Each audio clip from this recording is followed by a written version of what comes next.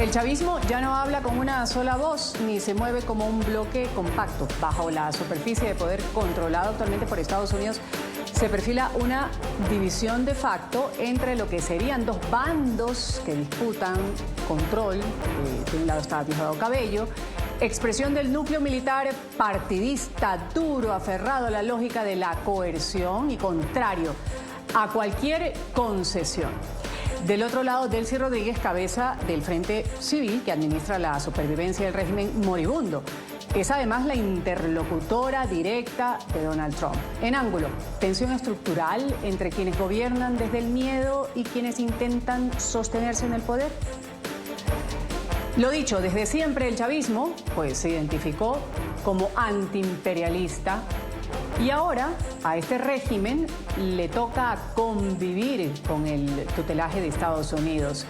El reacomodo entre actores, por un lado Diosdado, como lo decimos, que no le gustan mucho esas concesiones con Estados Unidos, decía que ni una gota de petróleo iba a salir de Venezuela, sin embargo mucho ha pasado por ahí. Y por el otro, Delcy, que sigue las indicaciones de Donald Trump. Diferentes facciones del chavismo, las bases chavistas, un equilibrio bastante frágil y hasta ahora con algunas contradicciones. Luego del 3 de enero, tras la captura y extracción de Nicolás Maduro y Cilia Flores tras un exitoso operativo de las fuerzas militares de Estados Unidos, la nueva cúpula madurista quiso mostrarse fuerte y que mantenía el control haciendo afirmaciones de este tipo. Al que venga a decir que manda y controla acá, no. Aquí hay un gobierno y aquí hay gobierno popular para atender este país y para defender este territorio. Sin embargo, el verdadero poder está muy lejos de Caracas y por supuesto del Palacio de Miraflores. Donald Trump está a cargo. No me preguntes quién está al mando porque te daré una respuesta y será muy controvertida. ¿Qué significa eso? Significa que nosotros estamos a cargo. Y las palabras de Trump están traducidas en hechos, aunque a finales de 2025 Diosdado Cabello hacía esta advertencia. Una gota de petróleo puede salir de aquí para los Estados Unidos si agreden a Venezuela. Ni media gota, en ninguna circunstancia. Sin embargo, el ataque ya tuvo lugar y el petróleo ya salió de Venezuela. Hemos sacado 50 millones de barriles de petróleo de Venezuela en los primeros 4 días. Nos quedan millones de barriles de petróleo. Y la encargada del régimen y el mismo Cabello también lo confirmaron. Hoy debemos informar que han ingresado recursos, producto de la venta del petróleo, y han ingresado, de los primeros 500 millones, han ingresado 300 millones. Y no es el único punto de partida que ha marcado la administración de Donald Trump para el régimen en su era de desmantelación. Tienen una cámara de tortura en el centro de Caracas que están cerrando, pero ha torturado a gente. Aunque no es un cierre materializado de los centros de torturas operados por el madurismo, 2 días después anunciaron que excarcelarían un número importante de presos políticos. Han garantizado que por ahora Estados Unidos no ejecute un segundo ataque contra el régimen. Entre sus propias contradicciones y su tono desafiante. Y perdiste otra vez, porque aquí sigue gobernando la revolución bolivariana y tú no estás aquí en Venezuela y nosotros sí estamos. Al final, el régimen está haciendo lo que Trump dice. Visto lo visto, aquí tenemos a quienes integran el panel el día de hoy en Ángulo en Venezuela. Voy a darle la bienvenida a Sebastiana Barraez, periodista de investigación militar y de frontera. Gracias por estar con nosotros, Sebastiana, bienvenida. Gracias, Ruth, a ti, a la audiencia. Gracias también en Venezuela. Voy a saludar a Piero Trepiccione, él es politólogo, consultor de opinión pública. Gracias por estar con nosotros, Piero. Muchísimas gracias, Ruth. Placer compartir contigo y con Sebastiana. Y un gusto también integrar en este panel a Carmen Beatriz Fernández. Ella es PhD en Comunicación Pública, analista política venezolana. Gracias por estar con nosotros. Bienvenida. Muchas gracias a ustedes, Ruth, como siempre, y un lujo estar con Sebastiana y Piero aquí. Gracias a los tres por participar. Una ronda rápida manera de introducción para mis panelistas. Voy a empezar con Piero, luego con Sebastiana y después con Carmen. Piero, representan Diosdado Cabello y Delcy Rodríguez, dos proyectos de poder distintos o se puede decir dos tácticas para el mismo fin. visto lo visto hasta el momento, después del 3 de enero? ¿Cuál es su criterio? Adelante. Bueno, Ruth, el chavismo ha estado acostumbrado a funcionar bajo un esquema de hiperliderazgo, es decir, la concentración en una sola referencia, digamos, a cargo, que centraliza el tema de las decisiones y centraliza la direccionalidad política estratégica de ese movimiento político. Evidentemente, desde sus comienzos, como todo movimiento político, ha tenido facciones, tiene grupos de poder con ambiciones, con espacios, pero digamos, ese esquema de funcionamiento sobre la base del hiperliderazgo, primero con Hugo Chávez, por su carisma, por sus características particulares y la forma en que construyó una narrativa en su momento en Venezuela, y luego con Nicolás Maduro, ya sin el carisma de Chávez, pero políticamente articulando una concentración del poder en torno a su figura.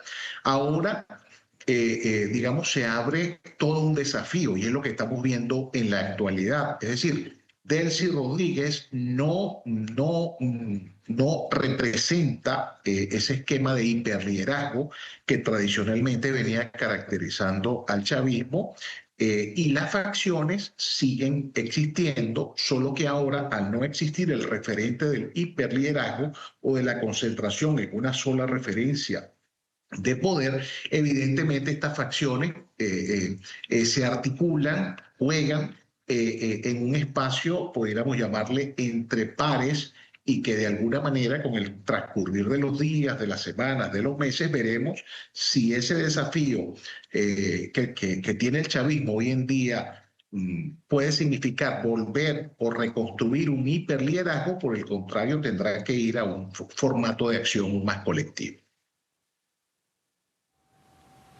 Interesante, Sebastiana, lo que ha dicho Piero. Él habla de, a lo mejor no hay una sola referencia del poder. Preguntar, ¿quién tiene hoy mayor capacidad real de imponer decisiones dentro del chavismo?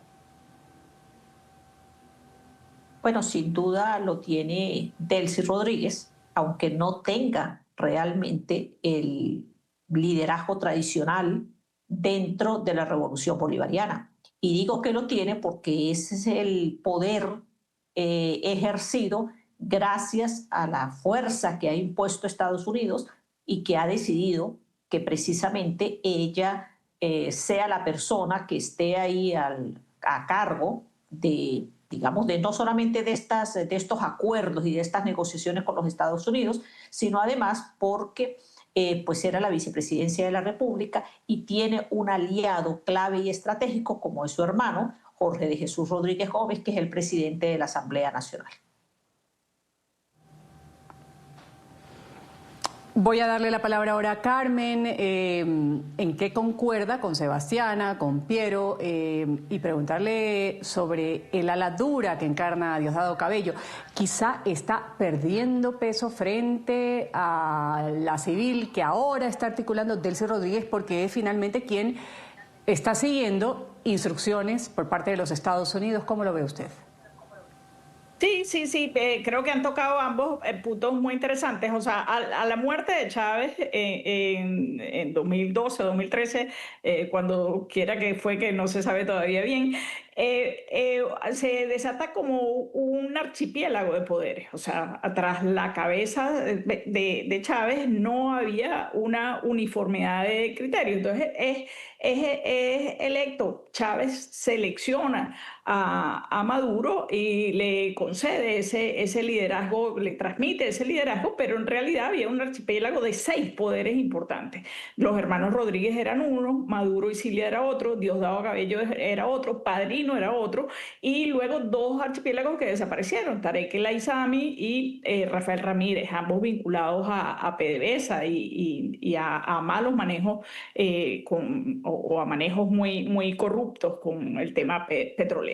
Pero todo ese numeroso archipiélago, digamos, ha ido mermando, y ahora tenemos solamente 3 islotes. El islote de Diosdado, el islote de los hermanos Rodríguez y el islote de Padrino y las Fuerzas Armadas. Ahora bien, Hay un expediente criminal en Nueva York por el cual están apresados Cilia y Nicolás Maduro. Y en ese expediente criminal en Nueva York están también incluidos Diosdado Cabello. Es decir, con ese expediente lo que quiere decir Estados Unidos es que tiene Delcy Rodríguez, o los hermanos Rodríguez, como lo quieras ver, la posibilidad de hacer los cambios que el país está demandando, ¿no? De hacer esos cambios a esa transición. Son ellos los que están invitados a la transición, no es Diosdado.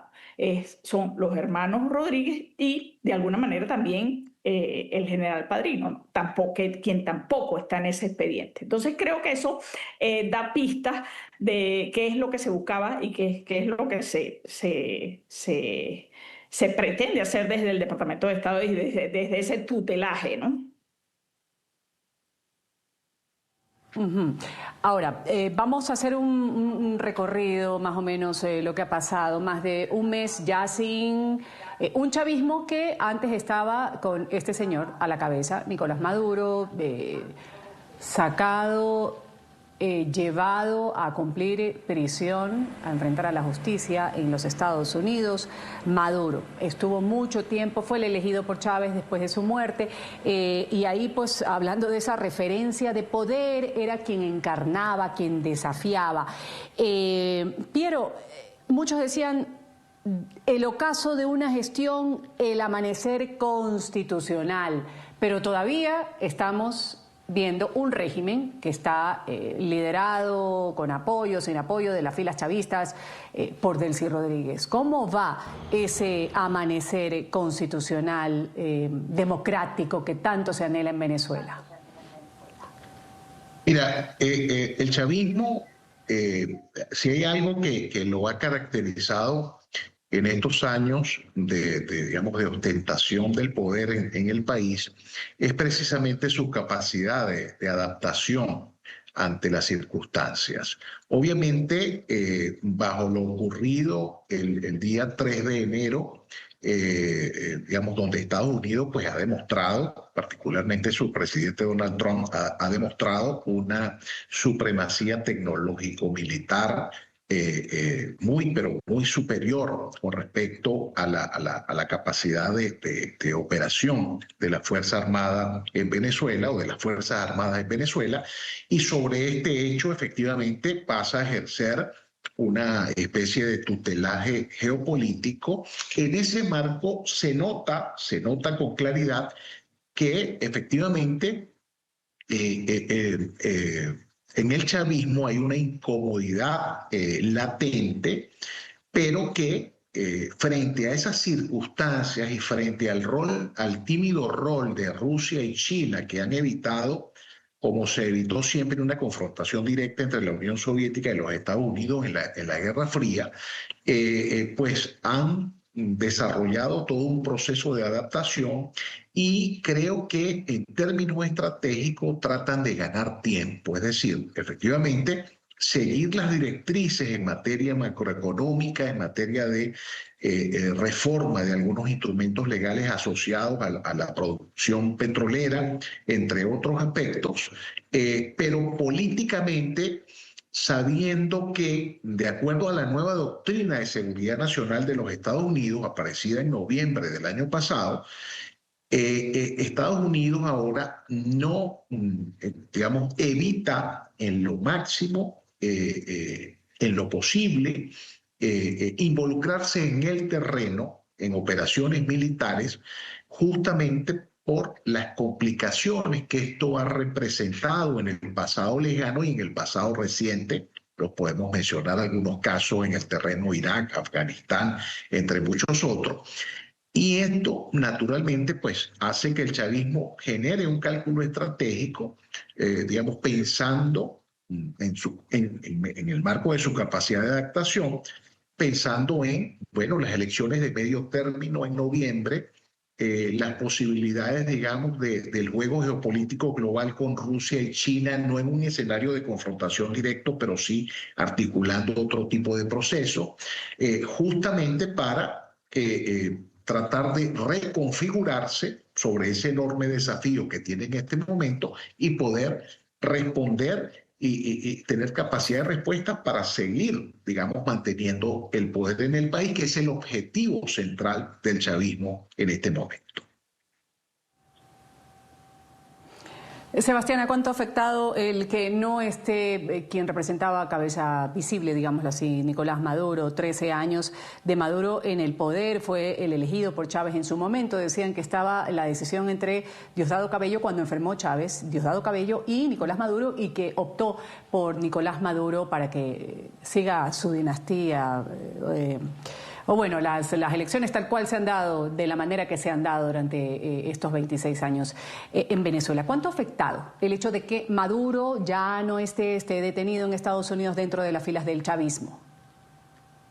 A ver, no ha afectado realmente en gran medida, porque es importante destacar que en Venezuela el poder no estaba realmente concentrado en Nicolás Maduro únicamente. Es decir, en Venezuela lo que ha venido funcionando desde la muerte de Hugo Chávez es una camarilla que por una parte integraba, lo dijo muy bien hace un momento Carmen Beatriz, cuando enumera quiénes son las personas que tenían, digamos, como esos grupos de poder y se mantuvieron. Es decir, eran exactamente los grandes grupos aliados con sectores civiles y militares o con sectores políticos y militares, y eso hacía una especie de camarilla que funcionaba con alianzas internacionales cada uno y con alianzas internas a su vez.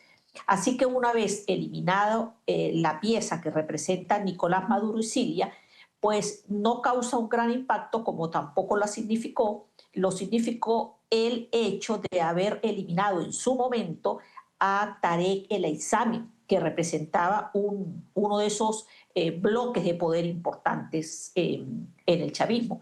Lo que sí es relevante es que yo creo que hay dos grupos claros de poder, el de Diosdado y el de los Rodríguez, porque, a ver, yo no consideraría que el general Padrino López y la Fuerza Armada pues son un poder per se, y creo que quedó claramente demostrado el propio 3 de enero, cuando la Fuerza Armada ni siquiera pudo activarse como suponían y como venían anunciando desde hace mucho tiempo. Tampoco se articuló esa unidad policial, militar y popular, lo que demuestra que estos grandes bloques de poder los tienen los Rodríguez y Diosdado Cabello.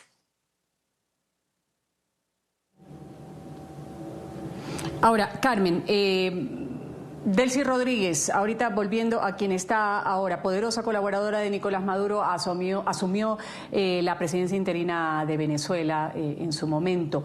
Ahora ella se encarga de la interlocución por parte de la Casa Blanca, lo que se dicta para lo que sería un proceso de transición anhelado, repito, en Venezuela. ¿Sigue extrañando Delcy Rodríguez a Nicolás Maduro? ¿En qué posición está ahorita Delcy Rodríguez con su hermano Jorge, que es el presidente de la Asamblea Legítima de Venezuela? ¿Siguen manteniendo ese discurso que comparten además con Gustavo Petro, que está secuestrado Nicolás Maduro en Estados Unidos y que debe ser retornado a su país? Bueno, ahí yo creo que hay un doble discurso. Ahí Delcy tiene el poder que le ha delegado la fuerza de los Estados Unidos, digamos, pero tiene que estar caminando en una cuerda floja, ¿no? Tiene que estar haciendo permanentemente equilibrios entre las demandas de Donald Trump, las demandas de los Estados Unidos. Donald Trump cada vez que puede la elogia públicamente, y las demandas de las bases del chavismo, que aunque no sean muchas, que hoy por hoy se estiman en un 15 o 20% de la población, sí son muy importantes para que Delcy se sostenga en ese poder. Y entonces tiene que estar permanentemente entre esa espada y esa pared, ¿no? Entre la espada de Trump y la pared del chavismo. Y no es fácil. Entonces, en ese equilibrio, ella maneja un doble discurso donde, por un lado, clama por el secuestro, lo que llaman el secuestro de Nicolás Maduro y Cilia, lo cual tiene además un sentido estratégico para la propia Delcy, porque en la medida que ella hable de un secuestro, es también una ausencia temporal, ¿no? En la medida que ella esté hablando esté pidiendo devuélvanos a Nicolás y a Cilia, están haciendo ver o están mandándole al país un mensaje de que la ausencia es temporal, por lo cual ella podría, una vez que se superen estos 3 meses de interinato, la Asamblea le daría otros 3 meses porque no se considera una ausencia absoluta. Entonces tiene ese sentido estratégico más allá de que le preocupe, digamos, la situación de Maduro y su esposa, ¿no? Entonces, no es fácil el rol que le ha tocado a Delcy y está haciendo, bueno, en palabras de Trump, está haciendo un buen trabajo en esa búsqueda de estabilidad que pareciera que es lo más importante para los Estados Unidos. Más importante la estabilidad que la democracia en sí misma, ¿no? Aunque la sociedad venezolana tiene enorme apetito, enorme hambre por democracia, ¿no? Sin duda. Piero, Sebastiana, antes de irme al corte comercial, a ver, a Diosdado Cabello siempre se lo ha conocido como el número 2 del régimen de Venezuela. Cae Maduro, lo meten preso y sigue manteniendo el puesto de número 2. ¿Le habrá molestado en su momento no haber pasado a ser el número 1? Claro, ahí tenía que ser Delcy, también pues después de unas elecciones o unos resultados que presentó el Consejo Electoral en su momento, cuando se realizaron las elecciones, ganó Edmundo González, era Delcy quien fue supuestamente, según el chavismo, elegida vicepresidenta, a quien le tocaba en este caso estar en este periodo, mientras Maduro pues está enfrentando la justicia. Pero ¿cómo le sentó esta situación a Diosdado Cabello, a pesar de que salió diciendo que respaldaba todas las acciones que tendría Delcy Rodríguez, o que vaya a tener Delcy Rodríguez? Pero no asciende del número 2, Diosdado Cabello, ¿se va a mantener ahí? ¿Durante cuánto tiempo? ¿Cómo puede ser esa situación?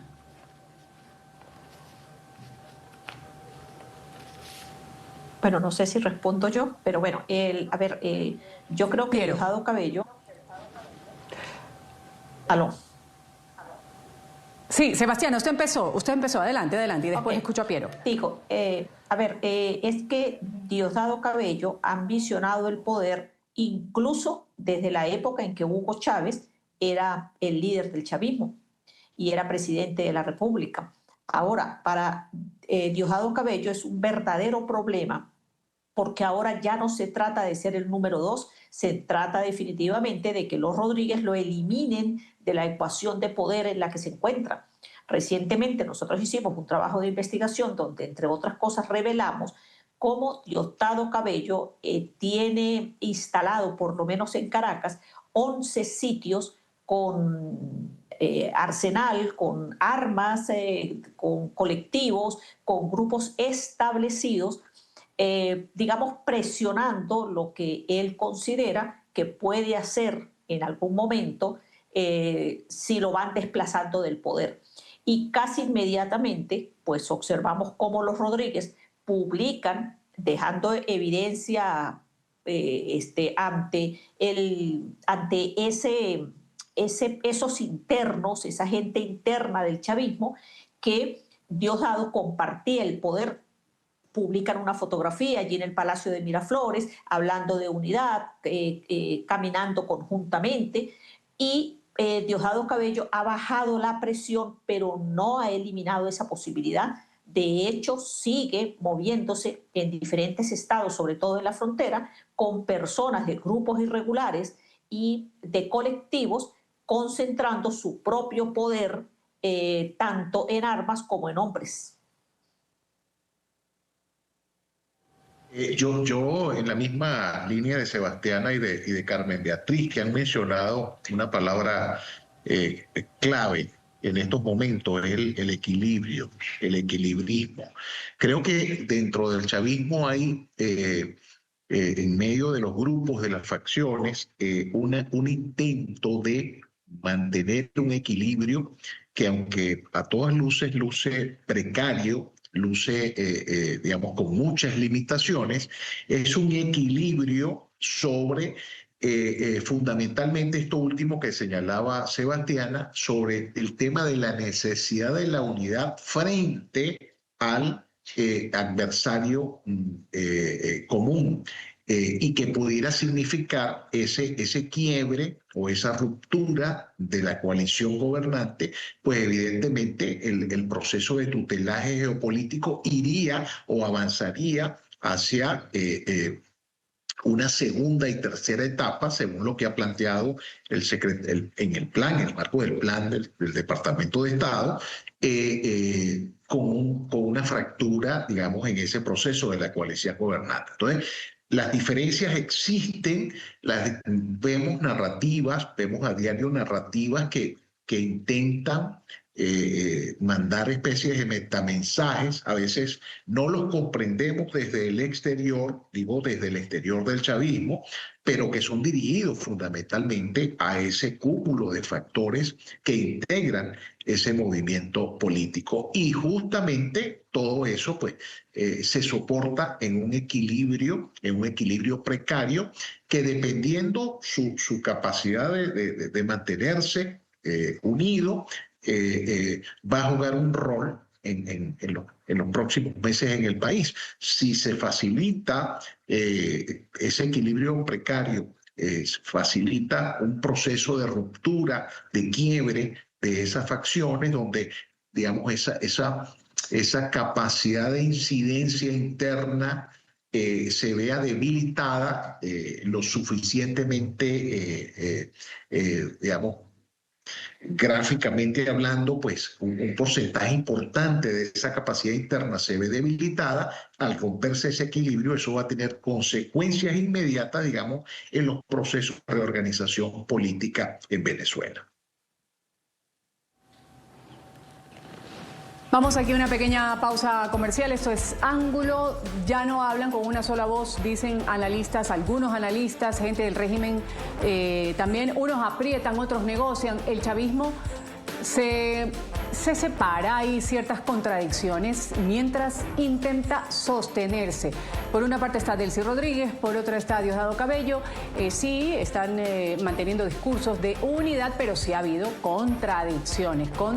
Delcy Rodríguez, interlocutora del gobierno de los Estados Unidos, mientras pues Diosdado Cabello siempre ha defendido el hecho de no hacer caso a ninguna disposición que venga de afuera, del imperialismo, como lo dice el chavismo. Vamos a la pausa comercial y también vamos a hablar sobre el caso de Juan Pablo Guanipa, que ahora tiene casa por cárcel. Regresamos enseguida.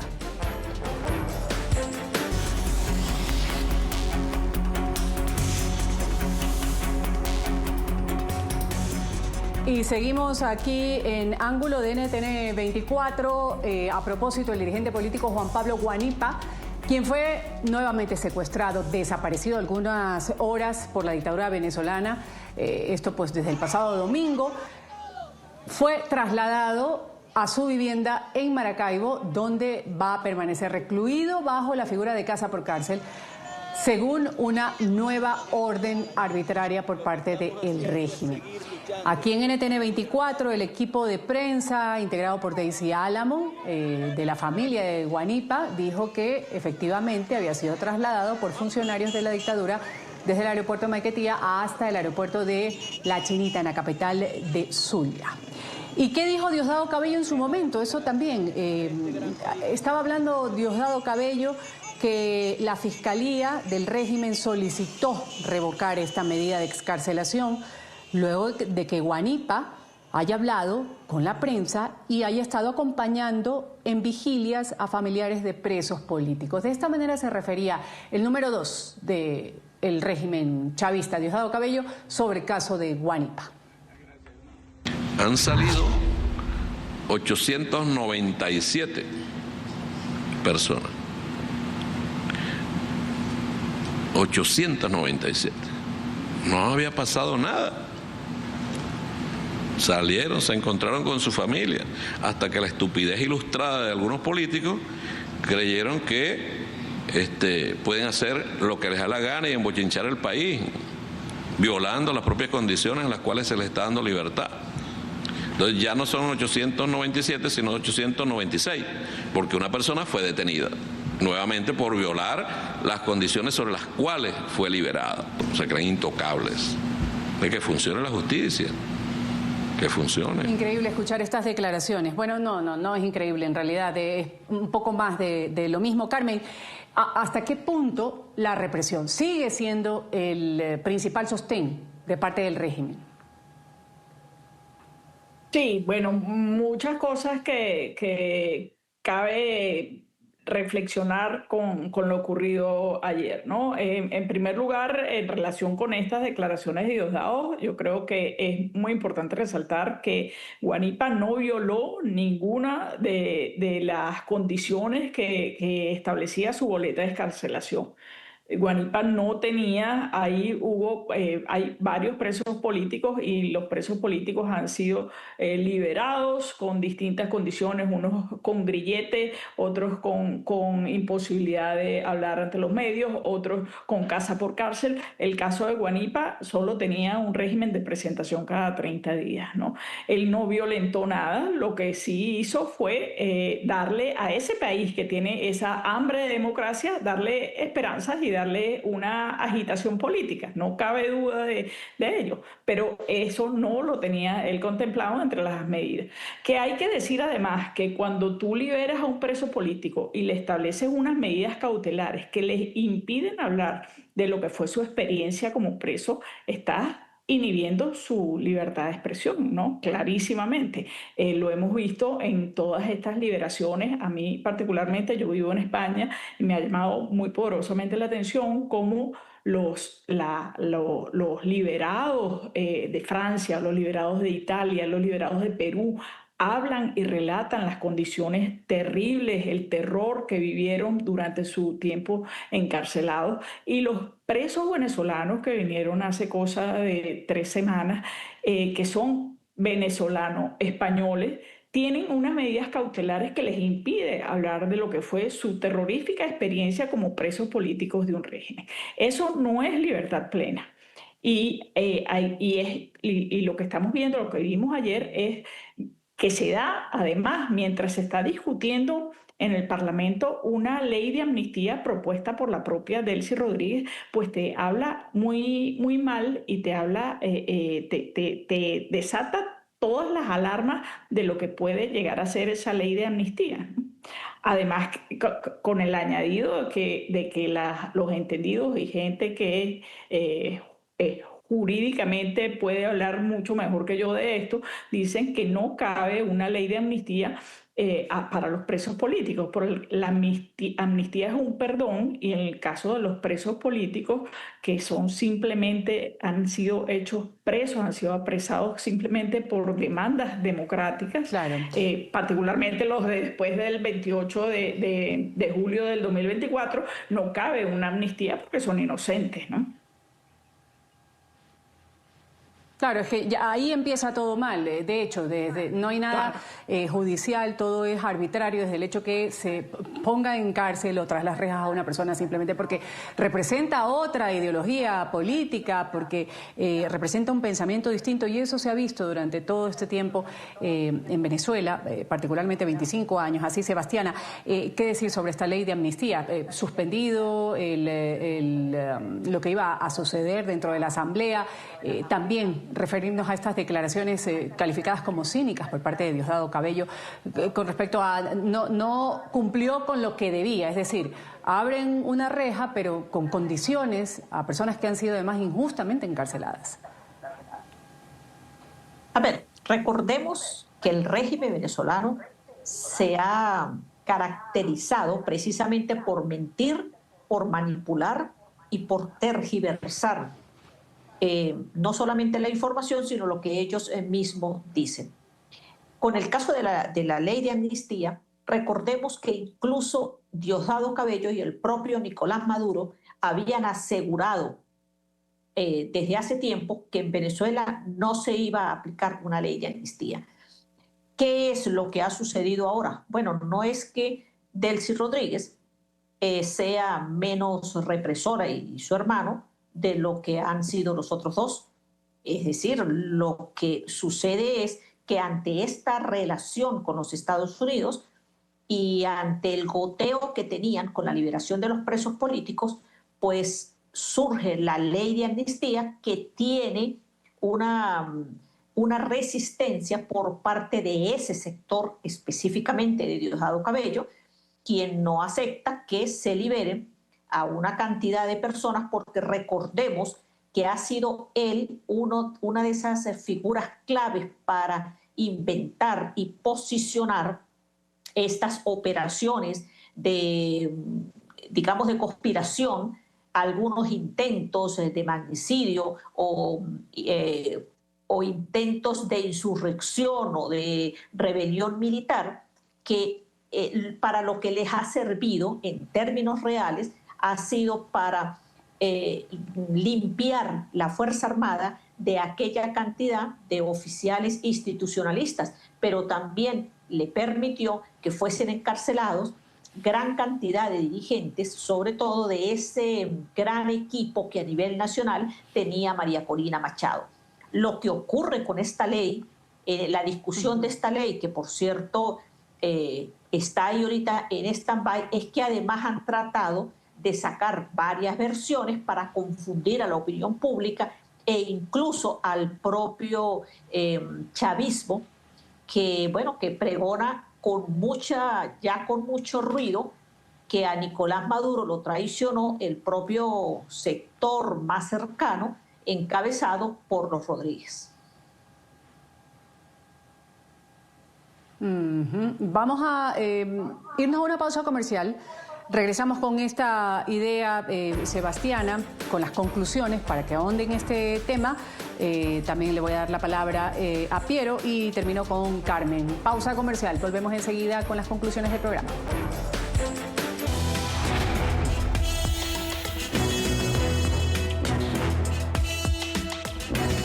Sebastiana, conclusión. ¿Traición a Maduro por parte de los Rodríguez? En un minuto vamos a redondear un poco esta idea que usted dejaba en el bloque anterior. Adelante.